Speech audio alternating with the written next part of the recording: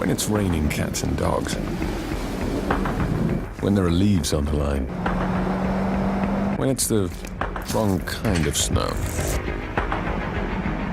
When there are 4 seasons in just one day. Quattro, the legendary all-wheel drive system from Audi. Available on 43 models.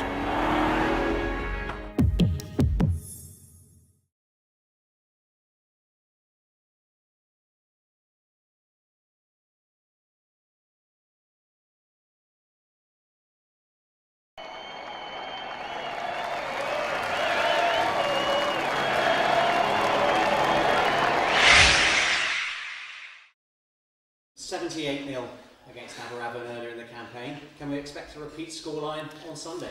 Hopefully we can expect a repeat performance, and if we do that, then I'm sure we can get the scoreboard ticking over. But every time we take the field, we're looking to get a little bit better than the last time we played. So Aberavon will be a very different prospect, I think, because they played 2 games as we did in 6 days, but obviously they've got a smaller squad, less resources, less time to prepare. So they'll come down with, revigorated minds and regenerated legs and give us a real game, as people do. They like coming to the Men because we've got a great crowd and it's a great stadium. So is it more likely to be the Aberavon that played in the abandoned game than in the game that did take place where you won so handsomely? Yeah, we think so. They've got a real mixture, so they'll have some boys on loan from the Ospreys. Obviously, their quality is pretty good, and they'll have some local boys who are their bread and butter week in week out players to come there. A good result, I believe, at the weekend, which would have given them a boost. They won last kick of the game in the B&I Cup, so that will give them a little bit of a spring in their step, and they'll come to the Men with nothing to lose. And teams with nothing to lose are a dangerous animal sometimes, so we'll pay them the respect that they deserve. And it's important, isn't it, to get a good performance and result going into that big game against Leeds that could well decide the group? Yeah, it is. We need a good performance, and then that game against Leeds, I think there will be a little bit of a subplot that they come to our home and beat us fairly convincingly, if we're honest, a couple of weeks ago. So we'll go to Leeds and look to gain some credit back in terms of our fixtures with them. So it's important that we perform well at the weekend, get the result that we need, and then go to Leeds and take them as it comes in a couple of weeks' time. So have you almost selected your sides for the game on Sunday and against Leeds? No, we've generally not actually. The team's going to be announced on Thursday. In honesty, I think it will be, as it has been with the B&I Cup throughout, it will be a chance for young players to put the best foot forward, and for some older campaigners to get rugby. But it is the next Bristol game and the chance for the squad to evolve and get a little bit better. You've seen the benefits of the B&I Cup with Augie Slovik's performance against Moseley, his first championship start. B&I Cup and his dual registration with Clifton's really prepared him well, and he played his first game in front of 6,500 people and played really well. So there's an example, if you like, of the benefits of the competition for the club as a whole, but for certain individuals as well. Is there a temptation to change that philosophy at Leeds? No, I don't think there is. You've got to stick to what your philosophy was at the start of the season. Look, we go into every game wanting to win.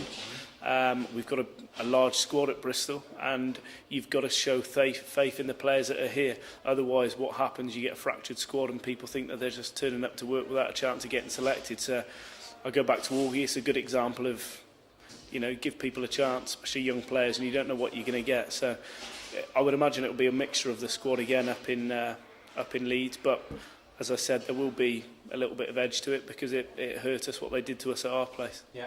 Are there any injuries to report? Nothing new. Eric Larsons and Jack Wallace are making good strides, and we're looking forward to getting them back. They've Eri in particular joined in with his first unit session 2 weeks ago, so that was great to see him out there because he spent a long time and worked hard. So it'll just be reintegrating players with long-term injuries over the next 3 or 4 weeks. Yeah, is there a time frame for when you hope to have them available for first team selection? No, I've got no definitive time. They're just making good progress, and obviously they're closer to the end of their long recovery than they were. So I think the finish finish line's in sight for them, if you like, but I can't tell you exactly when that is, because it depends how they react to rugby.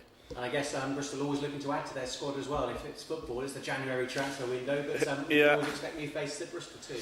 Yeah, it's that time of year where obviously there's a lot of talk in the press, and new players come in and players go out, but there's no specific cases here really. It's just we're an ambitious club, and as all ambitious clubs do, they look to bring quality, and that's the nature of the sport. So I'm sure there will be new players coming in at some stage, but that's professional rugby. Yeah, we'll watch this space.